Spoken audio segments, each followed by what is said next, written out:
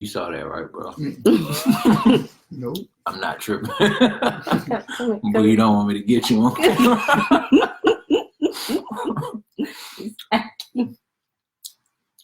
Well, let me smack you. That's so crazy.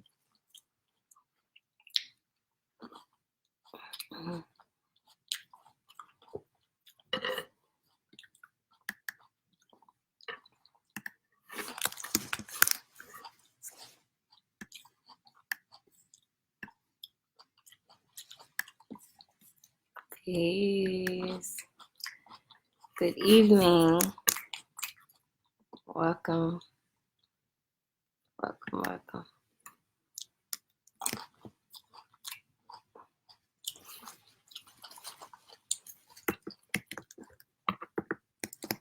This evening we're going to be talking about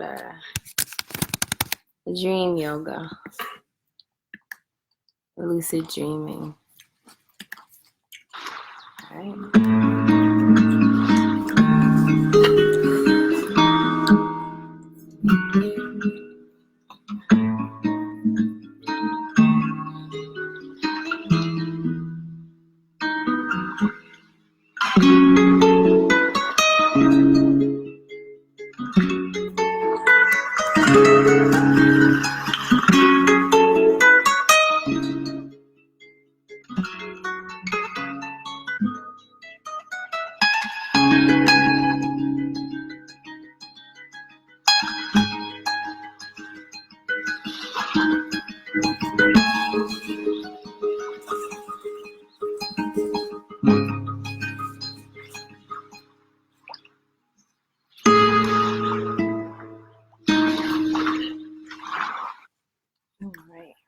Good evening. Good evening.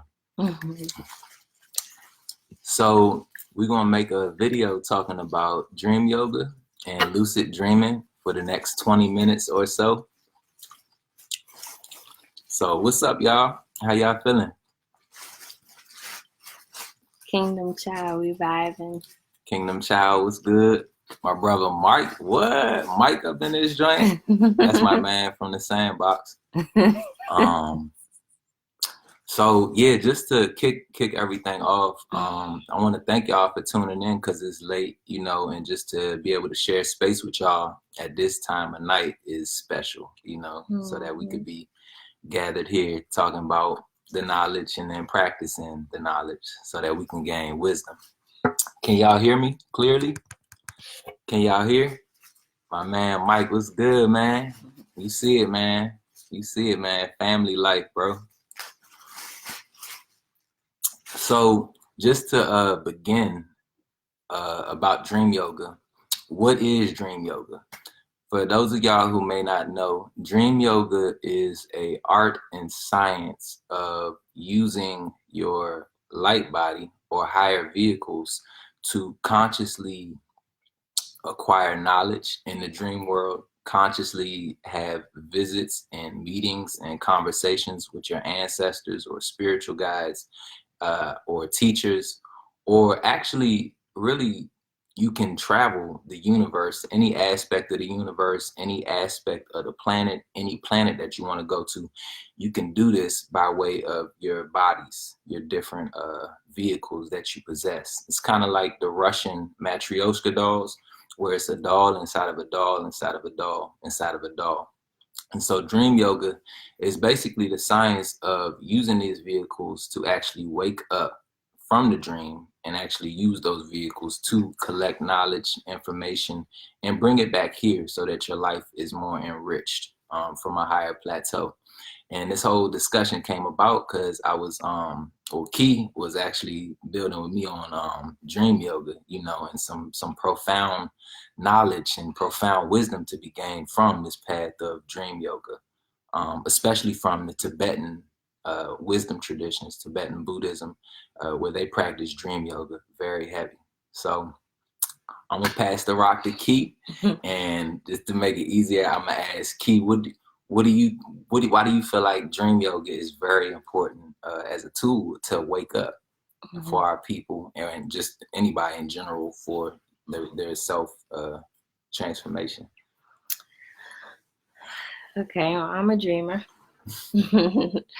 Ever since I could remember, I've had a lot of vivid dreams. I've had a lot of messages and awakenings and prophetic experiences through dreams. So dreaming has always been something that's been integral to my life. So as I began to become more devoted to my spiritual practices, I began to understand the dream state on deeper levels. Mm-hmm. And by this happening, I was able to explore what all these different things actually meant. So I spent a lot of time studying different types of dreams. And so now when I have a dream, able to distinguish whether or not the dream was something that's going to be happening, like prophetic, whether it's, right now I'm going through this phase of parallel universe dreams,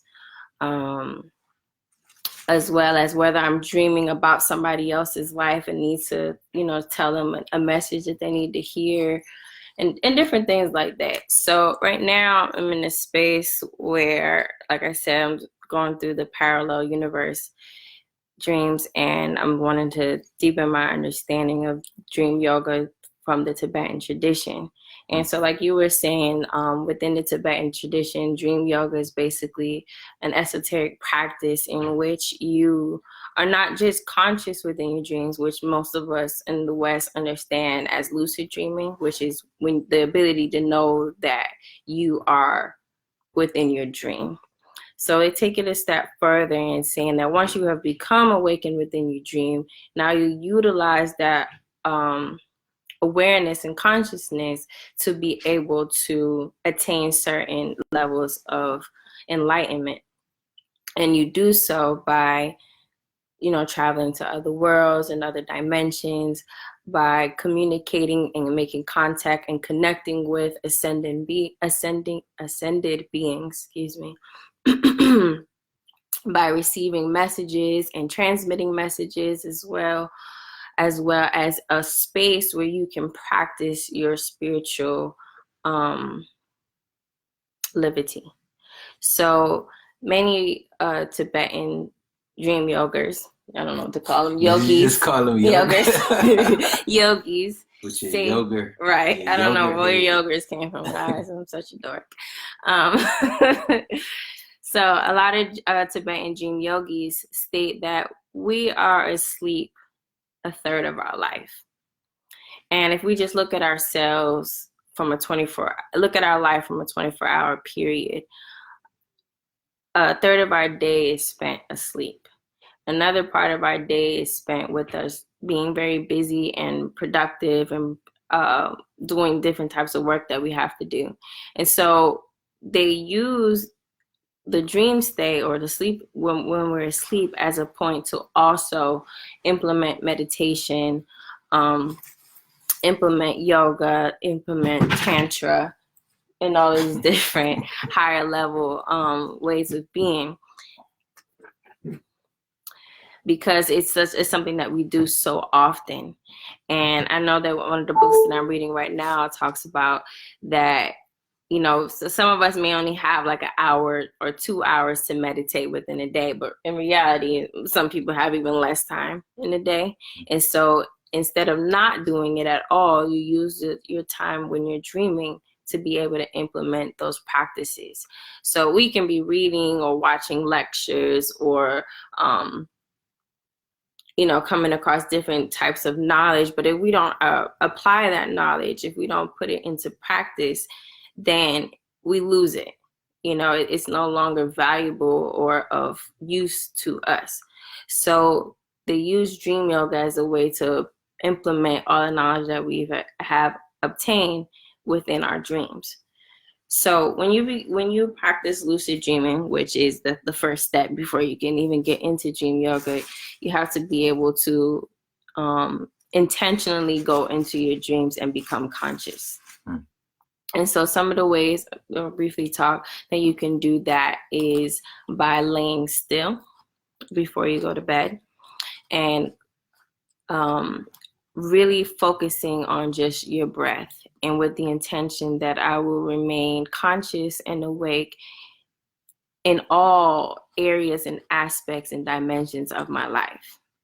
And when you have that resounding message, speaking to your subconscious, when you go into your dreams, you're able to remain aware and conscious within your dream. Now, I say to lay still, because the dream state is disturbed by physical movement. So if you're able to make your body, rest and relax, then you're able to keep that, your mind awake as you're going into your dream. Now, this can also be a tool for astral projection as well, but we're not going to get into that right now. This is strictly about doing lucid dreaming. So once you've done that and you've gone into your dream, and while you're in your dream state, you realize, okay, I am dreaming. So when you first begin to do this, you may not last that long in the dream state. Most of the time in the beginning stages, you wake up pretty quickly. Because that, oh my God, I'm awake in my dream, usually triggers some type of physical movement, and therefore it awakens your body. You become awake. So as you continue to do it more and more, you calm yourself to say, once I become aware that I am within my dream, I stay calm. I don't wake up or disturb my dream state with my physical body. So now once you've done that, now you can begin to just move throughout your dream. And at first, it'll be very simple, like walking through a door. Like, I am consciously walking through this door, and behind this door is going to be, and you can create the place, and the place will be there. And then, if maybe a couple minutes later, you'll wake back up. And so you continue on with this practice. And the more that you do it, the more that you can go into your dream and put yourselves in positions where you can actually go and learn from other teachers. So, for example, I've done, been in, have a dream, I don't know how to call it, dream yoga experiences where I've actually met with some, masters that have done some initiations with me within my dream. And my intention within going into that dream was to meet with them. So as you continue on with the practice, and so you can't really, it's not effective to do this in the beginning, because like I said, once you first start doing it, you wake up very easily.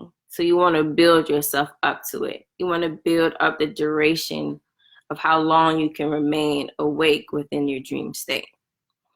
And so the Tibetan tradition basically teaches, to create a longevity within that dream state, as well as give you simple practices, the things that you want to be able to attain within your dreams.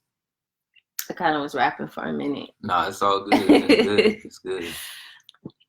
You want to add anything to that? Yeah, just for any of the new people that came in,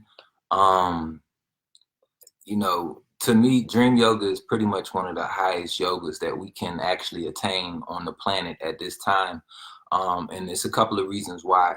Because the way that you live in your life, you do everything that you do in your life on your waking state that you do at nighttime when you dream. So if three times out of the day, you had some blissful experiences, loving experiences, connective experiences, and stuff like that, that's the exact same experiences that you want to take with you into the dream plane, into the astral realm. And just like Key was saying, we sleep a third of our life. So if you understand the science of dream yoga, what you're actually doing is you're leveraging that third of your life that we might have spent wasting away in a vegetative coma type of sleep.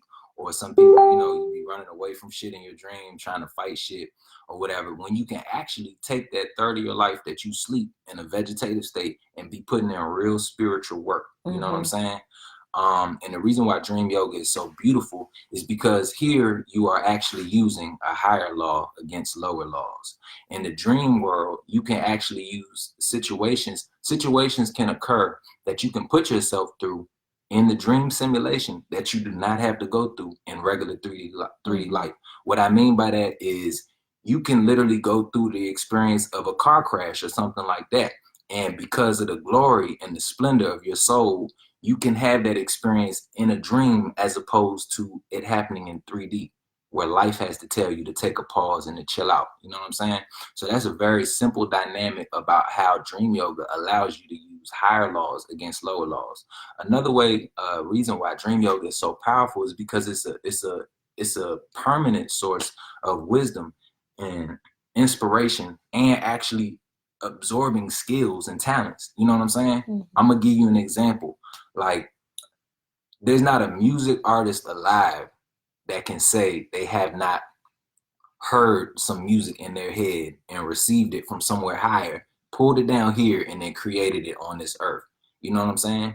So in that very same fashion, you can actually travel through these different planes, you know what I'm saying, based upon the quality of your heart. And you can bring back experiences. You can bring back whole songs, whole sounds, you know what I'm saying, whole colors that haven't even been interpreted here in 3D life. And you can basically enrich your waking life, your spiritual life here with the insights that you gain from the dream. You know what I'm saying? Mm-hmm. So that's another major benefit from doing dream yoga. Lastly, one of the most major benefits of dream yoga, actually I got more, I said lastly, but one of the major benefits of dream yoga is that what's happening is that you are actually becoming more comfortable and confident steering your vehicle when you sleep. Now, sleep is the cousin of death. So somebody who has been working on dream yoga for every single day of their life and of their night, when they die, their death is going to be a little bit different than somebody who doesn't take the work out to do visualizations and dream yoga and stuff like that. Whereas one person, they're not familiar with this, upon death, your consciousness will be disoriented because you won't have a bearing. But somebody who does visualization practices every single day, does dream yoga every day as a routine for the last 30, 40 years, when you die, you're definitely going to be able to steer your vehicle. Mm-hmm. I can't tell you where you're going to go, but I do know for a fact that you will penetrate a higher strata than somebody who wasn't putting in this type of conscious work. So I think that this is it's not a quick path, but it's definitely a hack that everybody that's on a spiritual path and recognize themselves as spiritual or spiritual seeker or trying to attain higher heights needs to incorporate into their practice. And once you get confident at it, you can meet up with your buddies in the dream world, you know what I'm saying? And y'all can go on a little dream mission, go on a dream lit, you know what I'm saying? Or do whatever you want to do. But it constitutes a next level of some of this hyperdimensional work. You know what I'm saying? It's so many different ways you can understand the multidimensional self and actually practice some of this stuff. You know what I'm saying? And this is different than even taking shrooms or something like that, because you don't permanently always have shrooms on you, but you always have your person on you. You know what I'm saying? And this is the inner world, the technology that you can go into and invest into that's going to give you some of these same visions and stuff like that. You know what I'm saying? So dream yoga is definitely one of the highest planetary yogas, in my opinion, at this time, if you want to advance along the path. And the whole reason why is because everything is predicated and orientated upon you being able to wake up and apprehend your dream. Mm-hmm. And within the Tibetan wisdom traditions, the dream world and the regular world is the same thing. That's why they say if you can wake up during dream yoga, during the practice, the great practice, then you can wake up here and now and wake in life. You know what I'm saying? Many of y'all will find that when you do wake up, lucid dream and whatever, you cannot hold your consciousness the same way you think you're holding your consciousness down here. Down here, you like, yeah, I was awake for 10 hours, then I went to sleep. There in the dream, I know time goes by and you might feel like you was doing that for hours on end, but what actually occurred was you held your energy, you held your consciousness, for a couple minutes. Mm-hmm. And that's not good enough. You know what I'm saying? The real masters don't sleep. Real masters do not sleep. We sleep because our body is processing so much toxic stuff that we don't even actually inhabit the true cellular consciousness of some of our ancestors or some of the processes that's going to happen in the generations after us. You know what I'm saying? Mm-hmm. But real masters, enlightened people, you know what I'm saying? They don't sleep. Sleep is for people who really need to regenerate their energy, regenerate bodily organs, purify their body and stuff like that. But what about the next level of beings? You know what I'm saying? The rest. The next level of beings, because that's definitely going to have to, the nature of their sleep is going to look different. People who have a heightened spiritual vibration or have been on the path for a while and have been, you know what I'm saying, realizing their divinity within, like truly not just talking about it, they don't sleep. They have what's called rest. You know what I'm saying? Like they're there. One part of them is obviously immobile, you know what I'm saying, resting. But the other part of them is radiantly, brilliantly awake. You know what I'm saying? Mm-hmm. And so, yeah, masters don't sleep, masters rest. We are trying to get to the point of being where we can actually turn on the dream state consciously. Carla, no, I sleep. I'm not a master. But what I was saying was that people that have built up their energy, have built up a sufficient charge, and then find themselves in good health, they don't need to sleep as much. You know what I'm saying? I know a couple geniuses right now, to be honest with you, they only sleep for like 3 hours and they're good. You know what I'm saying? You know, and according to some of my friends, them regular naps, like if you just take a nap, you know, a little bit throughout the day or whatever, you pretty much good because that resets your battery. Mm-hmm. But anything. And keep in mind that when you're saying sleep, it's meaning like becoming like unconscious, you know, not tapped in, not connected, not aware, not in tuned. And rest is like you allowing your body to take a break. Your dad. Not being overproductive, huh? No, like my dad. Oh, okay. You know, not over, you know, because if your body is out, you know, doing physical activity or you eating a lot, it's been digesting, it's been excreting hormones, it's been, you know, all these different things that the body is doing throughout the day. It needs rest. But when it comes to sleep, that's of the mind. And so the mind needs not to sleep. The mind needs to be, what happened? Oh no, I can't put my hand on your leg. My bad. You did. I thought you was got to, that you need to say something. I did though. I was lying. No, but yeah, that's basically what I was saying in a nutshell. That's what we're trying to get across. It making a differentiating between sleep and rest, and sleep being disconnected. You know, yeah, and rest being giving your body the break that it needs every day, you know, so that it can, you know, be productive and work at its optimal potential. Yeah. And so you said, Ashley said, does daydreaming count? So daydreaming is like daydreaming is something that we need to actually get away from. You know what I'm saying? Because the mind is actually an ocean of consciousness. But when we just daydream, what happens is we actually just open our mind up and we allow the currents to just run free. So daydreaming is synonymous also with going to sleep, because it puts you in a position where you're just entertaining stuff that's not real, but it might be a possible thing that will occur in your future. But so basically the point that I'm trying to say is that economically, in terms of harnessing your energy, you don't want to daydream. You want to be actually more intentional with what it is that you're thinking. Consider your intention as in the nature of a bow and your arrow. You know what I'm saying? When you just daydream, it's kind of like you just like, I don't know exactly what I want, whatever looks good at the moment. You know, you see what I'm saying? So daydreaming, it's according to me, and I may be to other people, but daydreaming is not good for your mind. You know what I'm saying? Daydreaming is one of the very powers that actually keeps our energy asleep. And it's crazy because the Kundalini, the same thing that it leads to our salvation, is the same force that puts us to sleep. When that shit goes from top to bottom and the energy just goes down and it just stays down, that energy is what puts you to sleep. But when the energy is allowed to go up, you know what I'm saying, circulate, that energy is the same energy that will keep us awake. You feel me? Yeah.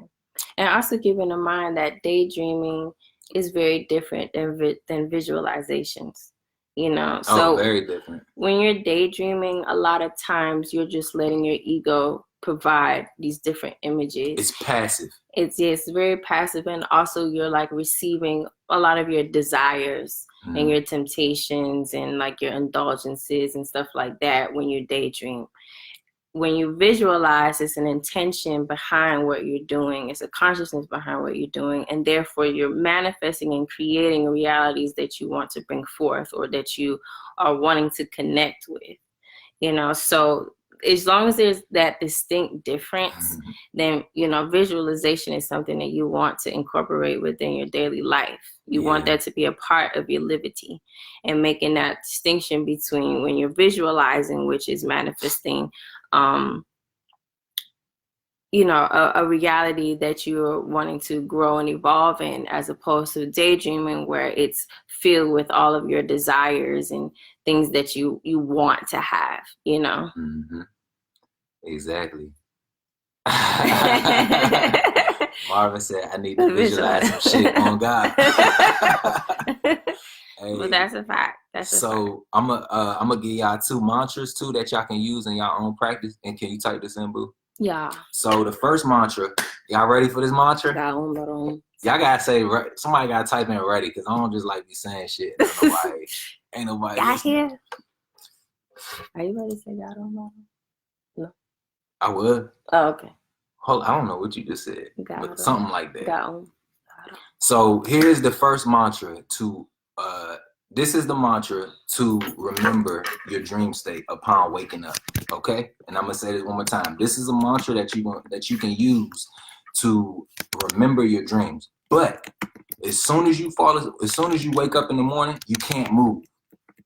You have to remember to just, all right, bet y'all ready for it. All right, so you have to remember to stay still whenever you move, because what happens is, the blood is a vehicle of consciousness. Your blood is a vehicle of soul. You know what I'm saying? So if you move, you actually start to dissolve the subtle impressions that are riding on your blood. So if you stay still when you wake up from a dream state and you pronounce this mantra, you will remember it. It might not be the first day, but it's going to happen. I promise you. So the first mantra is Ra Om, God Om. And I'm going to say it right now. I'm going to make myself look like a fool, but I'm going to say it. No. And you want to aim for intonation where your whole body is resonating rather than singing it. So you want to say Ra Om, God Om. So Ra Om, Ga Om, and Key just typed it into the lower box. But this is a mantra that actually wakens up the chakras, and it gives you access to the subtle impressions that you collected during your dream journey, during your missions, and your vision quest at nighttime. The second mantra that I'm gonna give you is a mantra that you can do before you go to sleep. Before you continue, I just wanted to make sure that they know that there's an emphasis on the O for each word when you say that. Oh yeah. Okay, go ahead. And so the mantra to actually stimulate your astral body for your dream work and your spiritual work at nighttime is, and so one more prerequisite, once again, land completely still.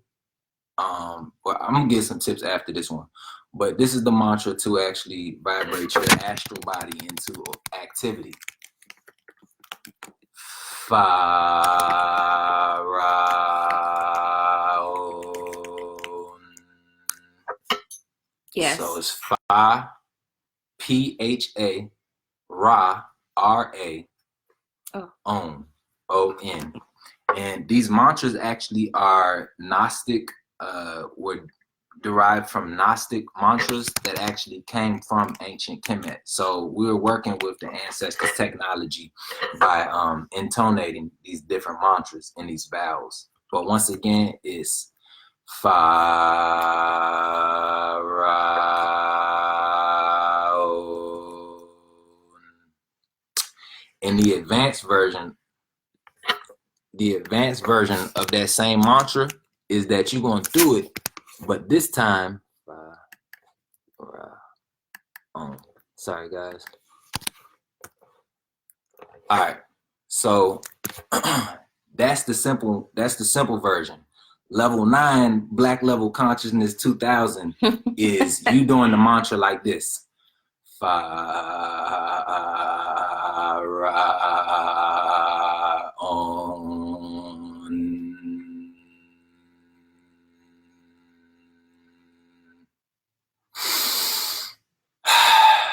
So the second one, obviously you're exaggerating the syllables on each of them, and then you're gonna bring the last one, the on, into just you want to make sure that the N roots inside of your body as you're doing it. You know what I'm saying? And these are powerful because y'all, like, even as far as like, you know, everything is created by sound. You know what I'm saying? Sound molds form. So by you doing these mantras, you're actually precipitating different spiritual realities and energies towards you. You know what I'm saying? Each of the organ systems also have a key note. So what you're doing is you're vibrating each of these organs. And if you're into astrology or anything like that, each organ represents a planet, also represents a deity. So you're actually waking up and activating the deities within inside of your body. You know what I'm saying? And so it's a high science. You know what I'm saying? Sound is like a carrier wave for consciousness. You know what I'm saying? As a matter of fact, within the Indian theology, each of the gods have what's called a Vamana. A Vamana is a vehicle of the gods. You know what I'm saying? So if you say Sri Lakshmi, or you say Om Namah Shivaya, if you keep saying the name of the goddess, if you keep saying the name of the God, whatever it is, you're going to see an image that looks like it. You know what I'm saying? Because once again, sound creates form. So even though if this may sound out there, still need to understand that we are vibratory. This is a vibratory reality. You are a packet of waves inside of waves inside of waves. And everything about you is sound. You are one song. You know what I'm saying? And so you can use the higher laws against lower laws and intonate some of these tones that actually resonate with different parts of your body, and it will bring your whole vibration into a greater state of activity. It will actually consecrate your aura, repair auric fissures and stuff like that, and actually bring a lot of your psychic senses back online. Tone and sound alone. You know what I'm saying? Say comedic yoga specifically has been coming up in my awareness. Oh yes. The comedic yoga samadhi. I've been doing the comedic yoga sequence like for the last 21 days, and it's been so powerful. I cannot lie to y'all. I got some tips. Key, you got some tips? Oh, right. Like how to have a successful dream yoga practice. Okay, so I'm gonna go first. Number one is you always want to keep your head to the east. Okay. There's a little bit of a dialogue back and forth between keeping your head to the north. Some people say don't do it. Some people say yes, that's cool. But generally, keeping your head to the east when you go to sleep, it allows your energy to calibrate with the Earth's magnetic field, and it allows your energy body to ride on a current. So you keep your head at the east gate when you go to sleep, and that'll allow your astral body or your consciousness to actually withdraw from this heavy, coarse body that much easier. You know what I'm saying? So that was the first tip. Keep your head to the east when you go to sleep. The second tip, which is the main way that people actually are able to do dream yoga, or have a lucid dream, is that they meditate into sleep. So if you can get yourself into a theta wave brain state, which means that you're not doing too much activity, you're lying down, you rest, and you're basically generally just relaxed. If you can get yourself into a theta wave state and just focus on your breath, or focus on a word that you're trying to unfold with inside of yourself, or whatever you do to get into meditation, if you can do that and go into sleep with it, you're on the road to success for a good dream yoga practice. Another thing too is having a good set of scents, because scents, as far as like aroma, incenses and stuff like that.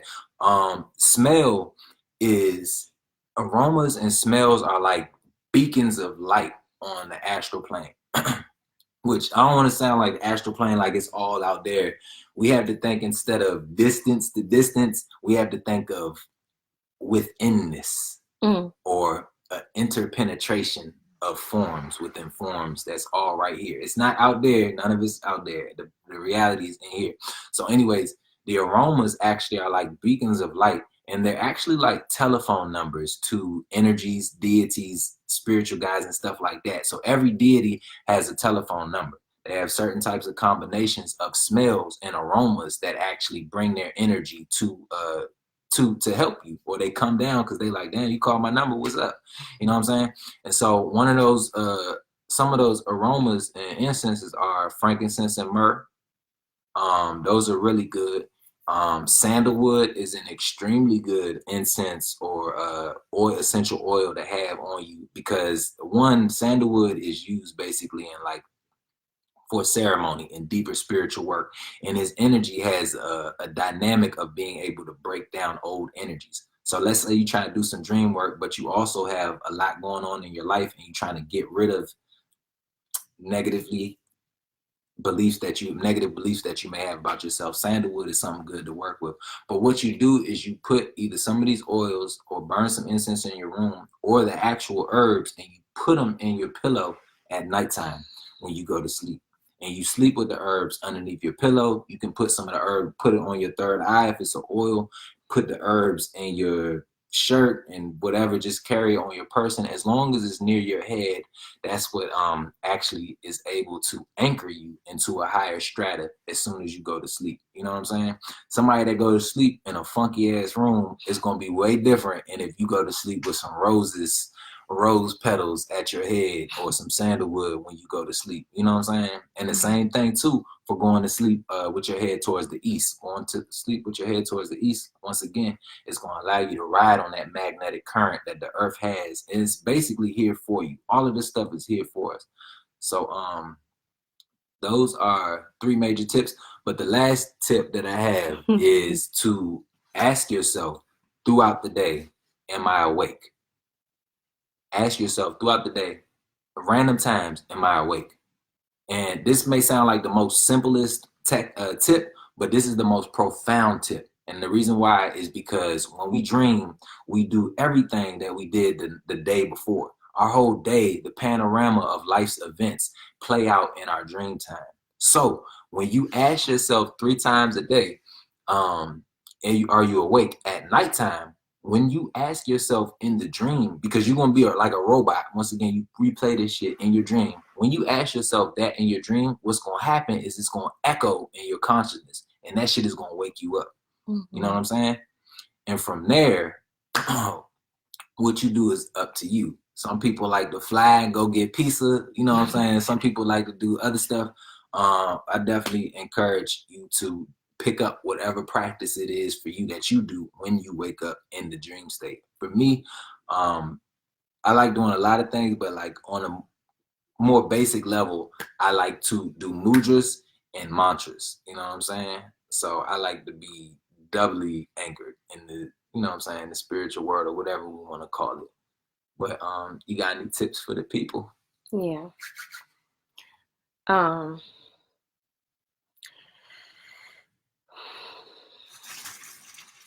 So some of the things that I've done or that I do that has helped tremendously, especially if you're somebody that has very vivid dreams frequently, is to use something in the waking life. Like one of those things was like how he said, am I awake?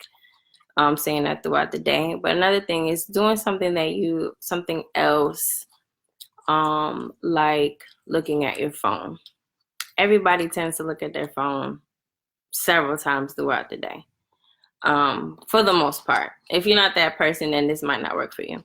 But if you look at your phone, if you look at your phone continuously throughout the day, like this, pay attention to the time. Okay, every time you look at the time, okay, it might catch an 11:11 and 2:22, 4:44, whatever. It could be a random time. It could be 2:35. It don't matter. You're looking at the time. Because in the dream plane and other dimensions, time does not exist as it does within this dimension. So when you look at your phone within your dream, like this habit of looking at your phone and making it an intentional habit within this realm, I'm going to look at my phone. I'm going to look at my phone. Okay. And not that you have to get on it and do anything, but just so that you have a time that you could look at, or you could do it with the watch as well. But a lot of people, watches are becoming obsolete, but some people have the Apple Watches or whatever. Anything that you look at for the time for is the point of it. So when you go into your dream, you have that habit again of looking at the time. And anytime you're in the dream, there is not going to be a time.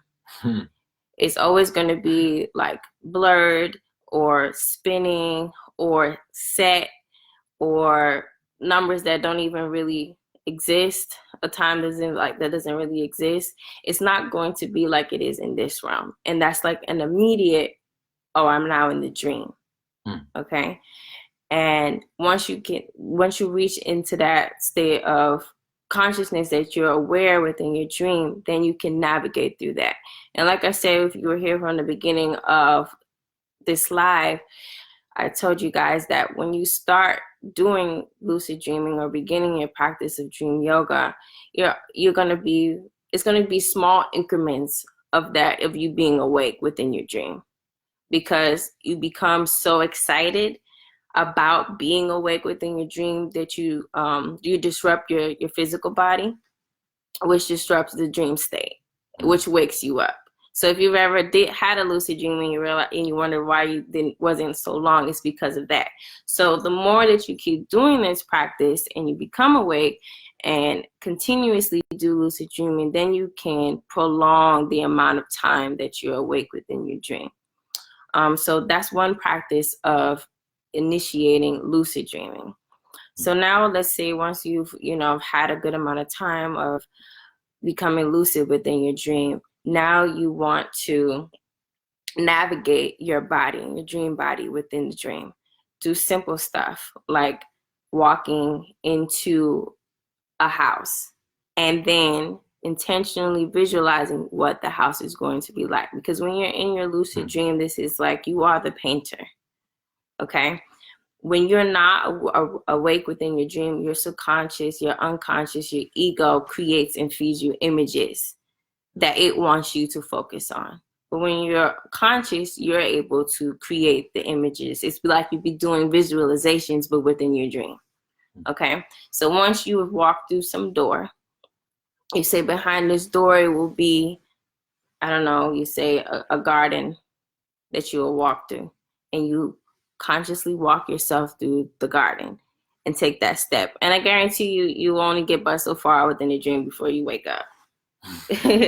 And then keep doing that. Every night I'm going back to the garden. Every night I'm going back to the garden. And within your awake state, using your visualizations to continue to build this garden or to build a place or an ashram.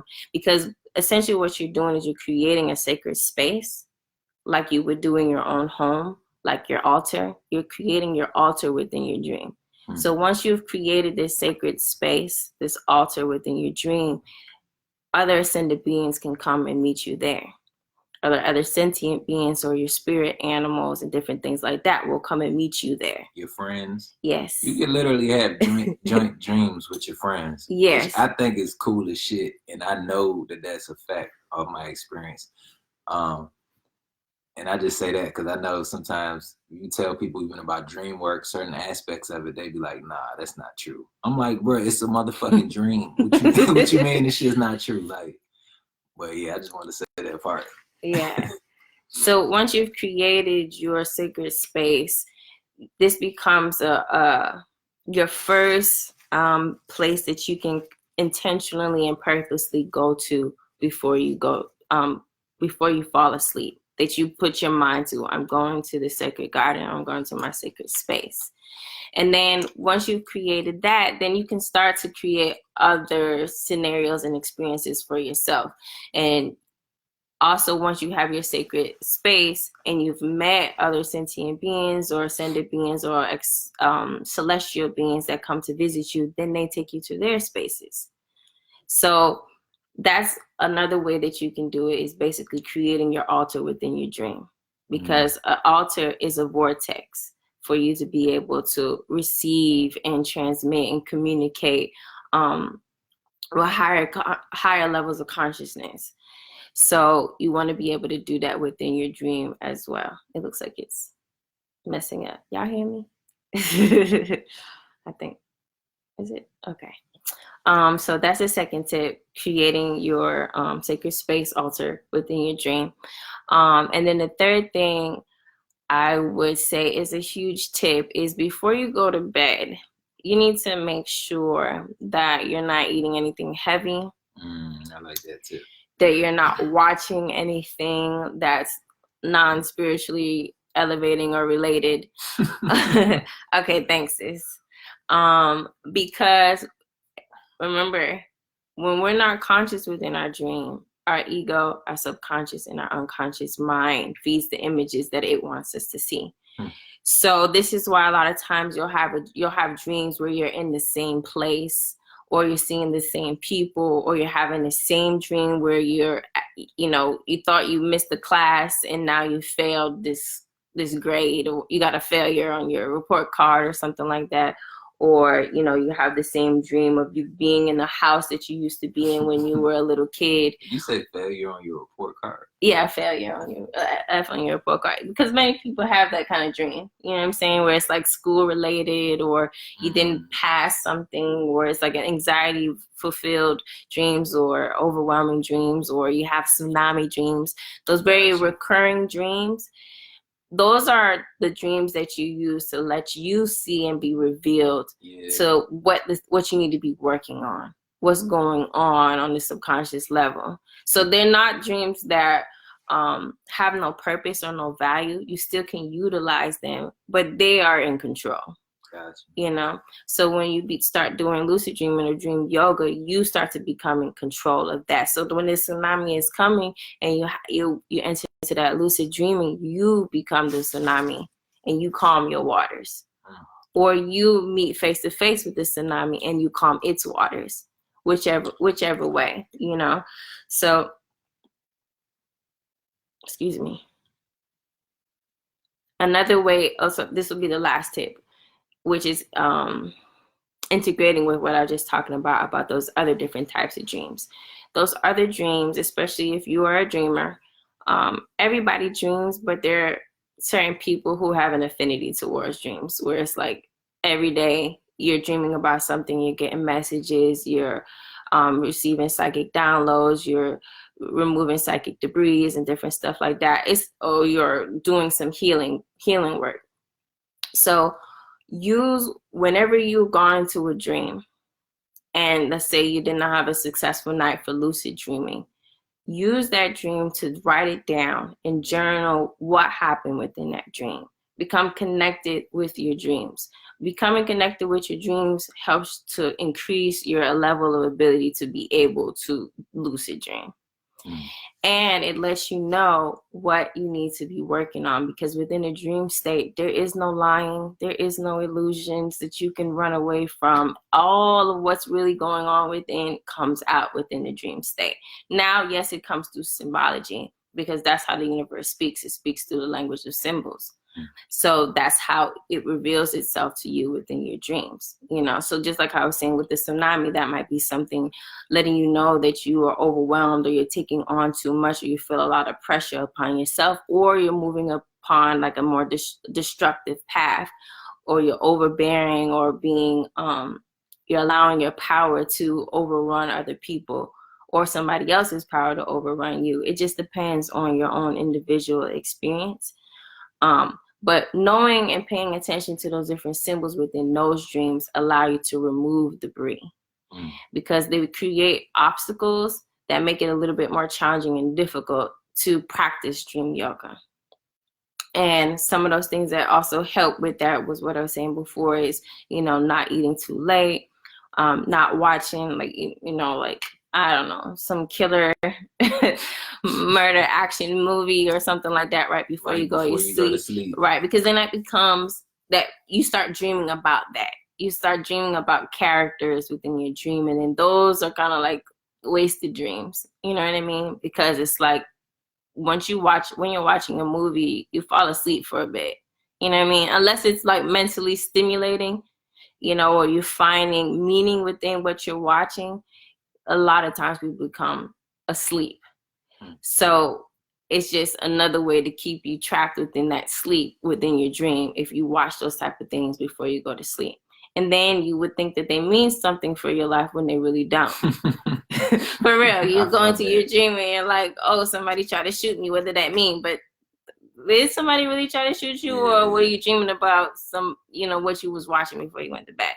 And so that's helps you to distinguish, especially if you're an empath and stuff like that. You're very, meaning not to put people in boxes, but you're more vulnerable to people's energies and being influenced by other people's energies. Then watching things before you go to sleep are going to have a greater effect on you. Yeah. So those are some tips that I would give you. If you don't have a dream journal, you can get one for $1. Mm-hmm. And once you have done your Raum Gaum, once you woke up and your dream has been right here with you, you can write them down. Mm-hmm. And then many times when you wake up from that, like you doing intensive dream work, it's usually in the middle of the night, because that's when you have your most intense and vivid dreams anyway. So you can go back to sleep and then continue on with that intention of wanting to become more conscious and more connected and aware within your dreams.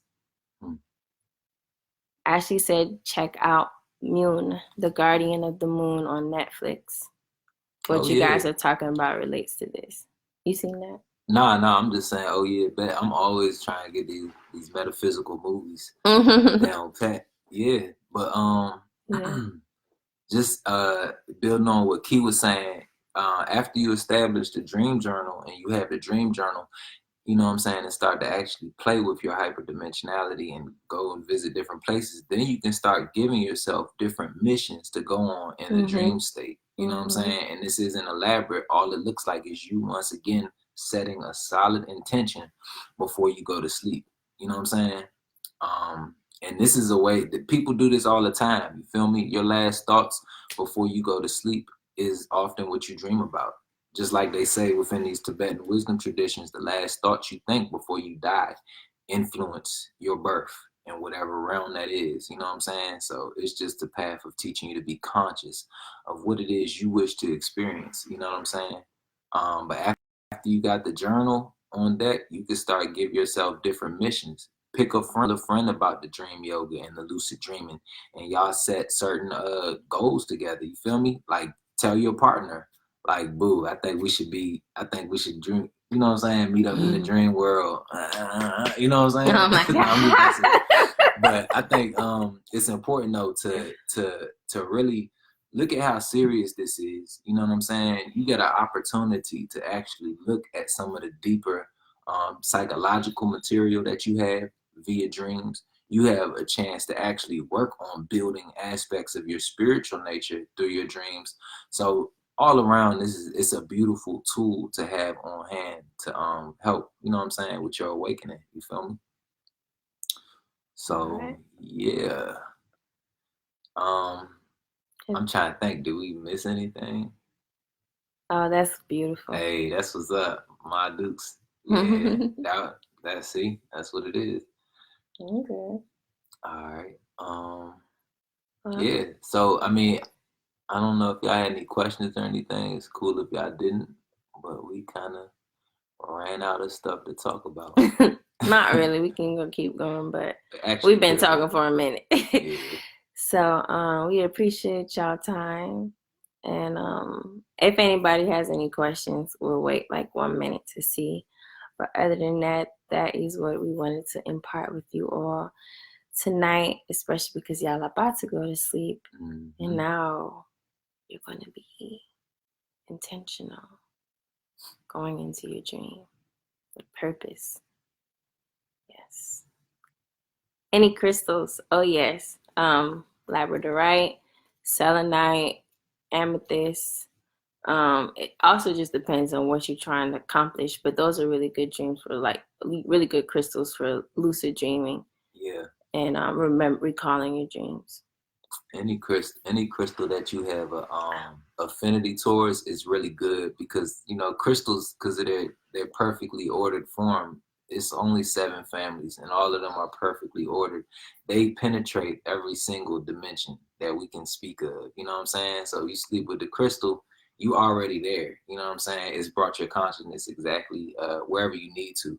But I was gonna say, for me, the most powerful stone that I ever slept with was a meteorite. So you can already imagine, you got a stone, a substance that's coming from off world, come here and you sleep with it underneath your pillow. You can already determine the type of dream, the nature, the quality of the dream that I was having. You know what I'm saying? You too. I was waking up in a different sphere, different planet. And I remember one time seeing like these giant beings, ooh, opals, yep, and citrine.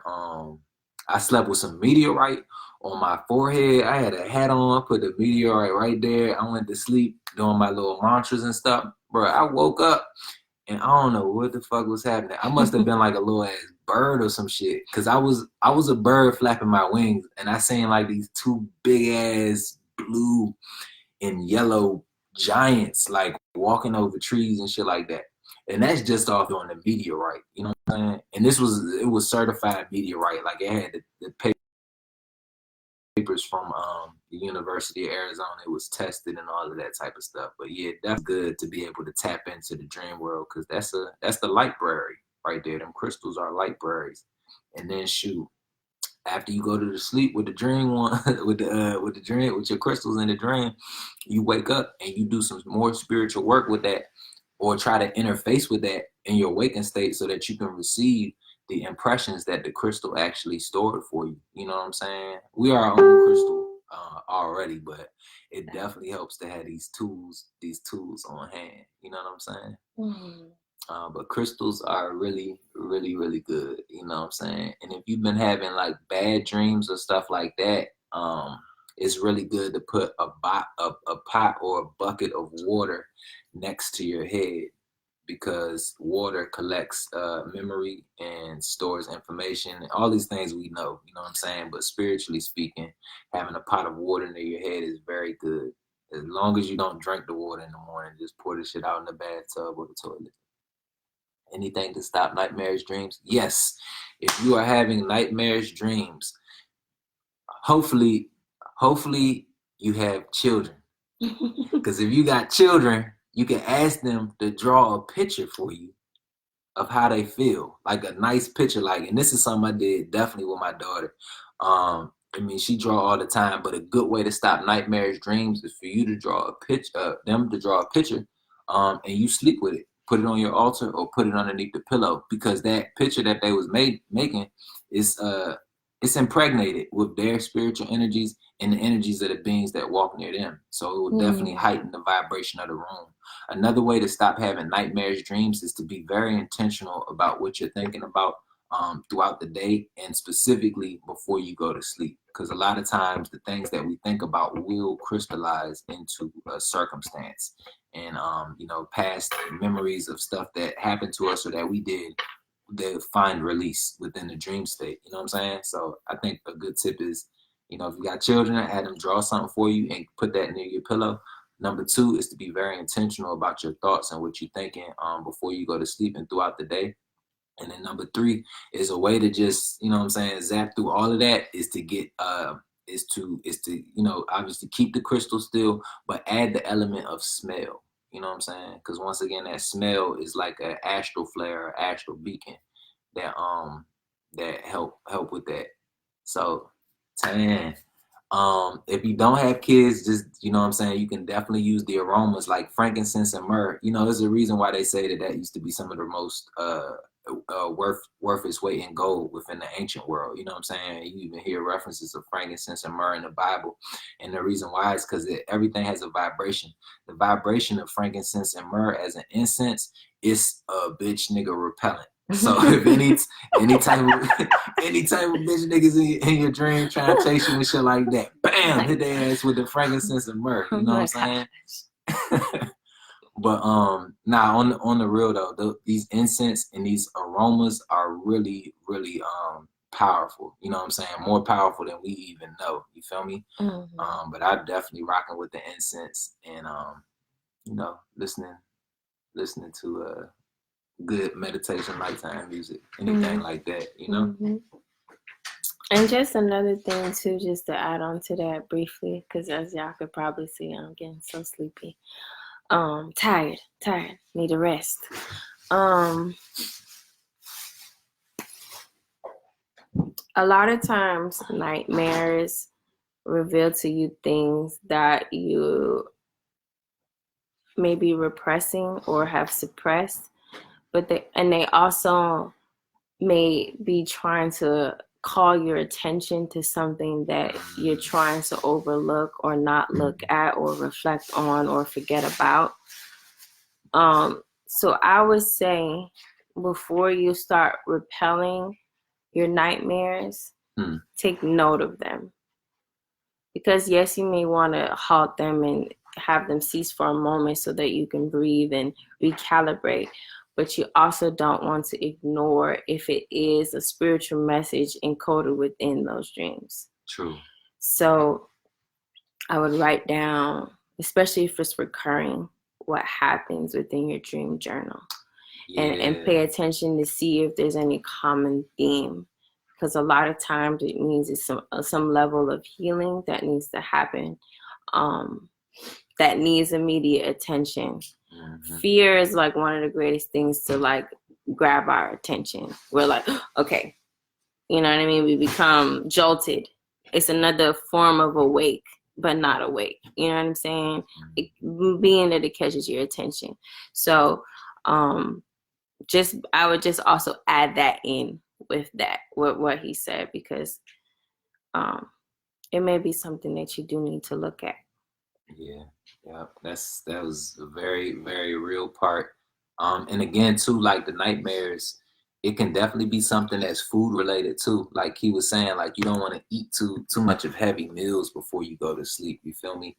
Because each of the food, or let's just say meat and fruits, like, you know what I'm saying, each of these are tuned to different levels. You know what I'm saying? They have different densities, different electrical capacities or whatever, and different levels of toxins within them.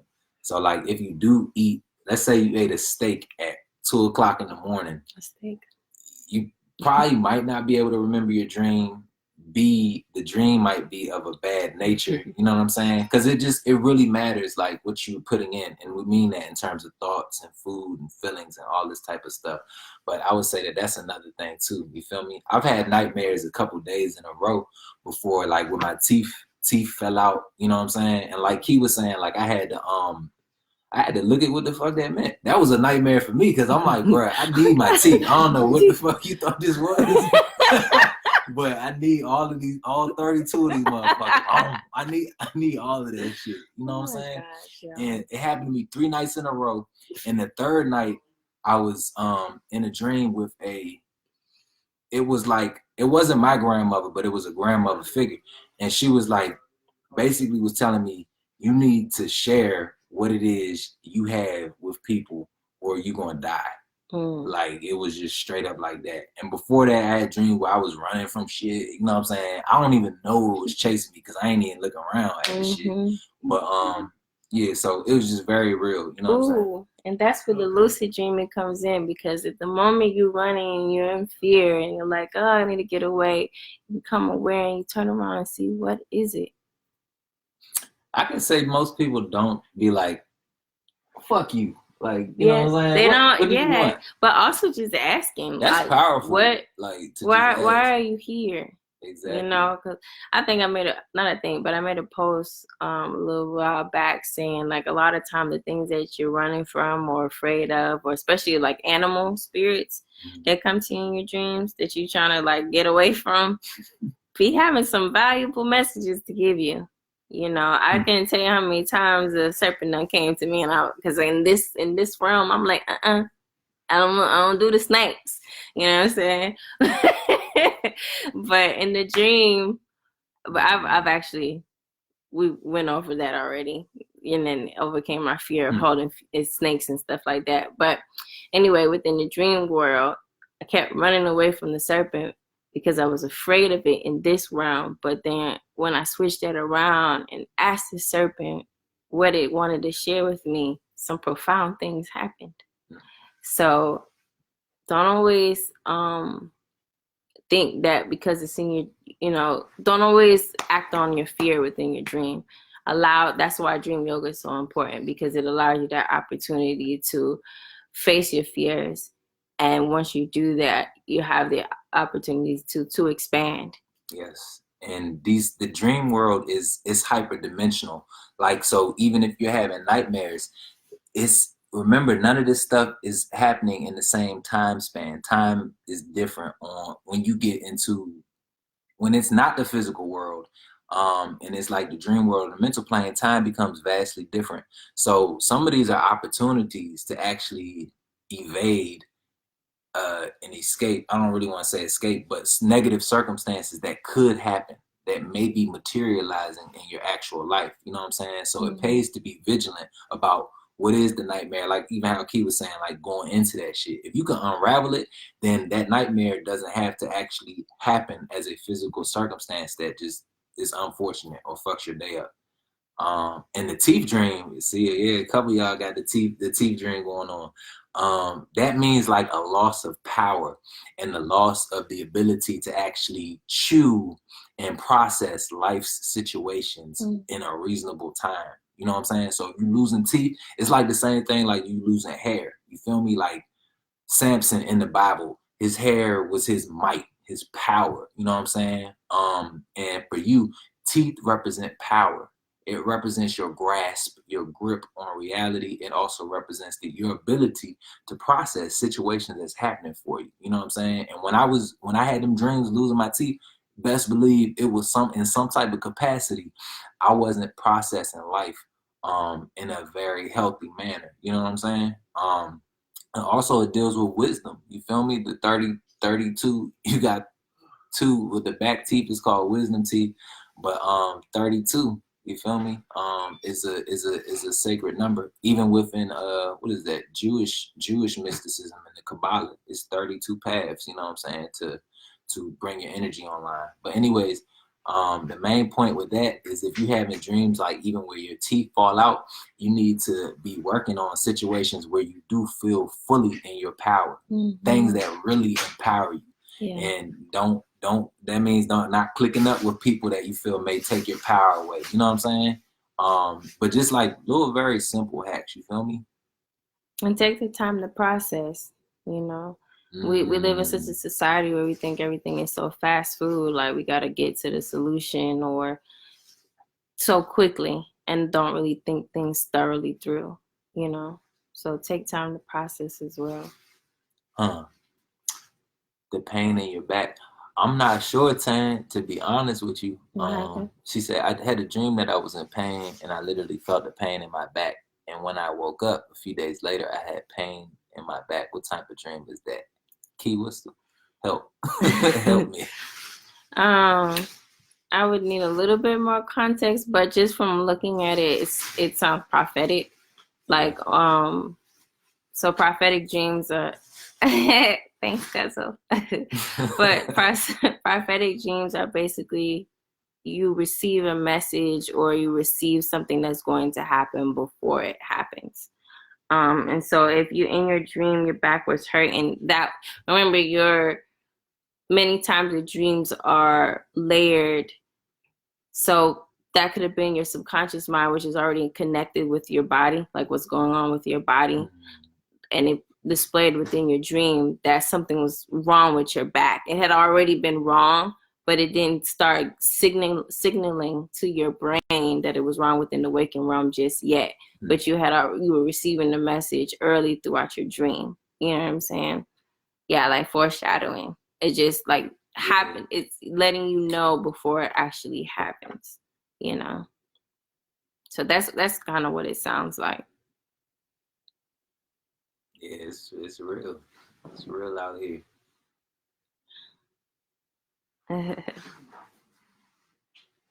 Good for you, Shay. Good for you. Yeah, clairvoyance, prophetic dreams. Facsimillion. Yeah, I love that. Like, ain't that dope? Like when y'all go through deja vu, you know what I'm saying? Like that shit is unreal. You feel me? That's what they call that. That's the soul's ability to disengage itself from time and space as we know it and look at different possibilities.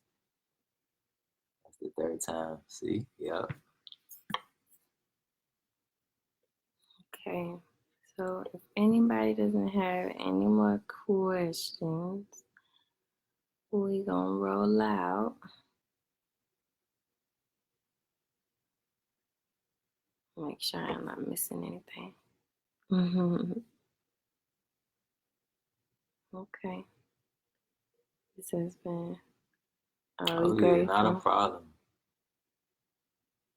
That deja vu, yeah, that deja vu is powerful. So you know the ability of the ba, or you know what they call in ancient Kemet, the soul, it has the ability to look at all possibilities outside of your 3D life. You know what I'm saying? And so it sees different possibilities, and your spirit picks a possibility, and then it slows down, and it happens days later. You know what I'm saying? Or weeks later, or months later, and it's like you just have this feeling of remembering. It's just this feeling like you just came home. You know what I'm saying? Yeah. Yeah. One more question. Yeah, we can do another live on deja vu because I would like to get into that, you know, some more. And I ain't got the juice no more. I'm hit. I know. We said we was gonna be on this thing for 20 minutes. 20 minutes. And here we are, an hour and 11 minutes later. But y'all gave us a lot of love. We love y'all. My man Ace, a loss of time. I don't know, man. I probably gotta get more context on that. That's a good question, though, to be honest. I actually would want to kind of unpack that. Another interesting topic. Okay, we will definitely talk some more about this in dreams, especially just outside of lucid dreaming, just understanding your dreams in more depth and the different types of dreams. I'd love to get into that because I love dream interpretation. Yes, she does.